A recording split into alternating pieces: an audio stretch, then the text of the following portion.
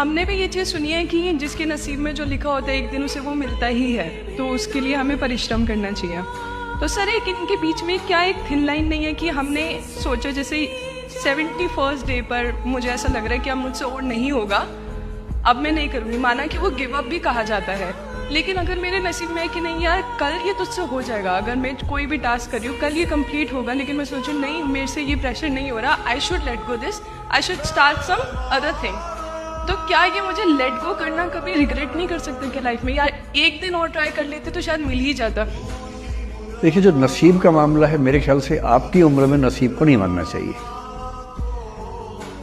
दुनिया में किसी को नहीं पता कि नसीब है या नहीं, और है तो कितना है। सब तुक्का लगा रहे हैं, मैं भी तुक्का लगा रहा हूं। ठीक, जो हार जाता है ना उसको तसल्ली देना बहुत जरूरी है, वरना वो जी नहीं पाएगा।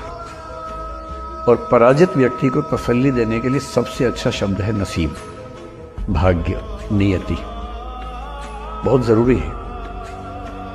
और इसलिए एक उम्र के बाद गीता का सार पढ़ना बहुत जरूरी है। समझना पड़ता है कि सब कुछ हमारे हाथ में नहीं होता है, सच में नहीं होता है। पर इसका मतलब ये भी नहीं है कि सब कुछ किसी और के हाथ में होता है। अगर ऐसा होता तो बिना मेहनत करने वाले आईएएस बन जाते या कुछ भी बन जाते।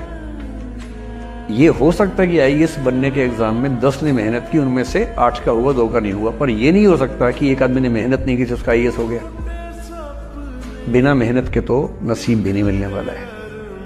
इसलिए ये मान लीजिए कि कुछ ना कुछ चीजें हमारे कंट्रोल में नहीं है, लेकिन जितना कंट्रोल में है उस पर पूरी ताकत लगाएंगे, पूरा डिसिप्लिन रखेंगे, तो हम अपनी किस्मत सबसे अच्छी लिख पाएंगे।